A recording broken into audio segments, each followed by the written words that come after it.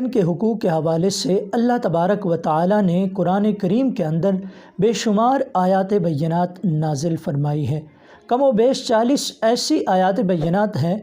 کہ جن کے اندر اللہ تبارک و تعالی نے واضح طور پر صراحتاً والدین کے حقوق بیان فرمائے ہیں، اور ان میں سے 15 ایسی آیات ہیں کہ جہاں اللہ تبارک و تعالی نے اپنی وحدانیت کا ذکر فرمایا، وہاں والدین کے حقوق کا بھی ذکر فرمایا۔ میں جہاد کی بڑی فضیلت اور بڑی اہمیت ہے۔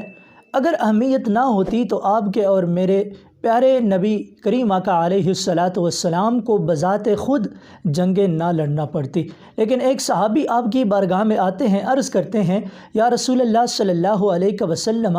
میرا دل کرتا ہے، میرا من چاہتا ہے کہ میں اسلام کے راستے میں قربان ہو جاؤں، میں دین کے راہ پر اپنے آپ کو نثار کر دوں۔ سرکار دو عالم صلی اللہ علیہ وسلم نے پوچھا، ہے میرے صحابی آپ کے گھر میں والدین موجود ہیں؟ اس صحابی نے عرض کی، یا رسول اللہ صلی اللہ علیہ وسلم،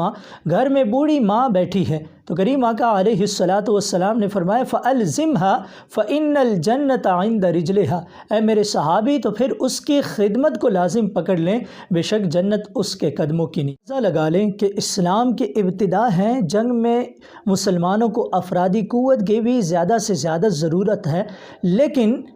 والدین کی خدمت کی وجہ سے سرکار دو عالم صلی اللہ علیہ وسلم اپنے صحابی کو اس اہم معرکہ سے روک رہے ہیں۔